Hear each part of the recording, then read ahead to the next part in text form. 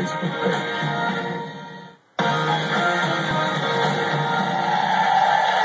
You know, it's really exciting to bring a child into the world, but it's also downright terrifying. And I say that never having been pregnant. And from the moment that a woman finds out she's expecting for the first time, she's usually got no idea what to expect. And there are some questions that she's simply too afraid to ask. And here to answer the most embarrassing questions is OBGYN, Dr. Laura Stryker. Yeah. Dr. Stryker, welcome to the show. Thank you. What are women most afraid to talk about with pregnancy? You know, one of the big unspoken fears is, what's my body going to look like when I'm done with all this? Because you can be thrilled about having a baby, but not so thrilled about what it's going to do to your breasts and your belly and your thighs. But women don't want to talk about that because they feel guilty. They're supposed to be thrilled, and they are. But they're also worried about what their husbands are going to think of them, you know, because while they want to be thought of as the mother, they still want to be sexy and beautiful. Yeah. And they just don't talk about it because you're not supposed to be thinking about vanity when you're all excited about motherhood. So it's an unspoken fear. Hey, well, listen, here's the deal. We've got 3 women here, each in a different stage of pregnancy, all who have questions. Shannon, this is Shannon. She's in her first trimester. Hello, Shannon. Hi, I'm good. Okay. We've got Julian, who's in her second trimester. And down at the end, here we go now, Angela, who's in the third trimester.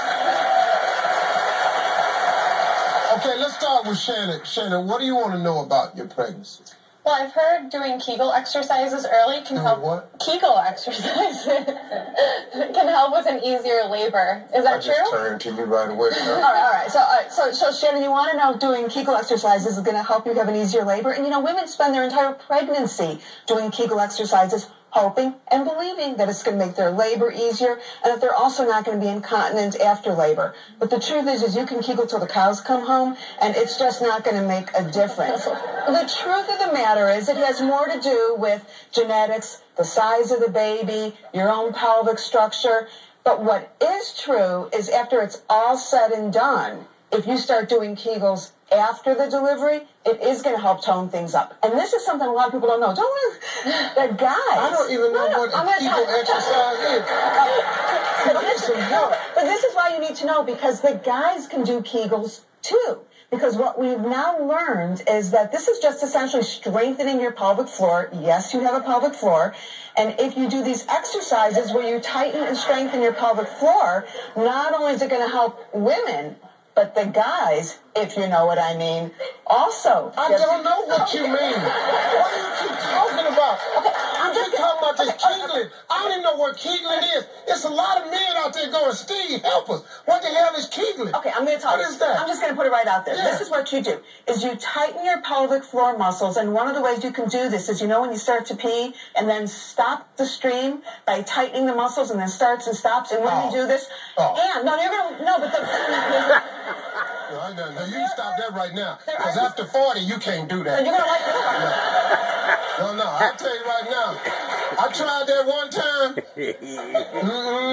Once it's coming, you got to let that puppy go. This is going to help your sex life, though. Okay. That's the other part I was Kegel. getting to. Kegels can help that little your muscle sex that you... life. Well, it's a big muscle. It's bigger than you think. It's your whole pelvic floor. You squeeze, release, squeeze, release. I'm doing it now. I feel very uncomfortable. Little music helps. Kegel to the left, Kegel to the right, Kegel with you, baby. We gon' Kegel all night. And Kegel.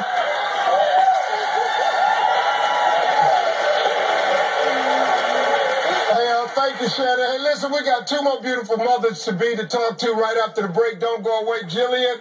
And Angela's questions are coming up next. Second and third trimester on the way. Stay with us. We'll be back.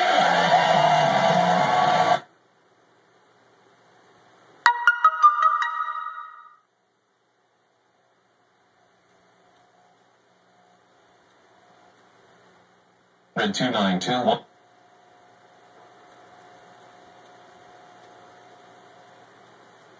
So, Jillian, what I knew what Mom was putting. Oh, that's for that. Feels good. Vitamin. And you can't control that. So I have a hormone. OBGYN Dr. Laura Stryker. Now, she's revealing the answers about pregnancy women want to know but are afraid to ask. Okay, we have Jillian here. And Jillian, who's in her second trimester. Welcome to the show, Jillian. Thank you. Jillian, how has your pregnancy been? It's actually been very good so far. But I have been struggling with the changes in my body. So I feel my stomach growing every day. And I don't have stretch marks yet, but I know that they're coming because I still have a whole other trimester to go. So how can I prevent them? Well, first of all, don't be so sure that they're coming. Not everybody gets stretch marks. But what we do know is that women that get stretch marks, it has to do with hormones and it has to do with genetics, and you can't control that, obviously. But what you can do is control your weight. A lot of women go out and they buy all these expensive creams and all this stuff, and they spend a fortune. And the truth is, it really generally doesn't matter. There is one cream, Mederma, that sometimes can help. Mederma. Cocoa butter? Doesn't work. Feels good. Vitamin E? There's vitamin E in Mederma, but vitamin E in and of itself has not been proven to work. Okay. Cornstarch? Cornstarch? What do you do with that? I don't know. Hell, oh, no, that ain't for stretch marks. That's for diaper rash. My bad. I had the wrong. But I'm sorry about eventually. that. It's okay. I knew Mom was putting it somewhere, but I kept really. Then I didn't. Well, that's another story. Let's go. Jillian, what else you want to know about your pregnancy? After the end of a hard day, I used to have a glass of wine to kind of unwind and relax. And since I've gotten pregnant, I haven't had any wine. But everybody keeps telling me that don't feel bad, go ahead and have a glass every now and then. It's not a problem. So my question is it safe to drink alcohol when you're pregnant? Okay, this is the deal. The most likely person to have a glass of wine when they're pregnant is an obstetrician. Because we all know that occasional, and that's the key, an occasional glass of wine is just fine. Because we know that a lot of alcohol is bad. And we know that no alcohol is totally fine. We don't know the cutoff. So, therefore, the party line is just don't drink. But if you have that occasional glass of wine, it's fine. You probably want to do it in the privacy of your own home so everyone doesn't give you a hard time about it. But once in a while, go for it. All right, let's move on to Angela. Angela is in her third trimester. How many months are you, Angela? I am 9 months, 38 weeks. Okay. Any second. Are you ready? Yeah, we got to get out of here. Let's hear it with your segment. But what it can't do is happen here, little Angela. No. Angela, what do you want to ask Dr. Stryker? Well, being 38 weeks, I want to be ready for labor. And I've heard that when the mucus plug is released, that's the time. Mucus plug? The mucus plug. Well, my question is, I've heard that it can happen right after the mucus plug is released, or it can happen weeks prior. I'd like to know which is true. Mucus plug is a big glob of mucousy stuff that sits in the cervix. And the reason it's sitting there is it's a blockade so bacteria and stuff like that doesn't get in. Oh. But when the cervix opens a little bit, which it will do before someone even goes into labor, then that mucus plug can come out. Is that what they mean by your water breaking? No, that would be your water breaking.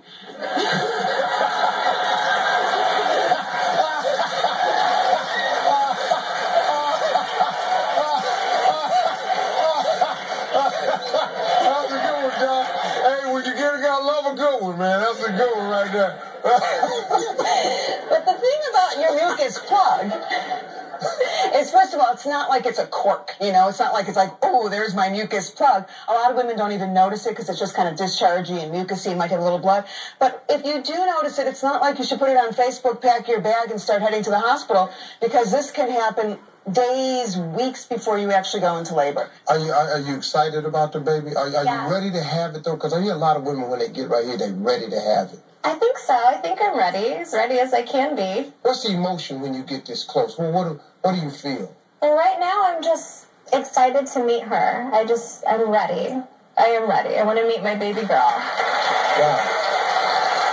I really like this. You're full of knowledge, and I love a doctor with a sense of humor. So thank you. My pleasure. And ladies, thank you. Good luck to you. God bless you. Hope you all have healthy, wonderful children. Really do. Hey, folks, stay with us. We'll be right back. We got a lot more.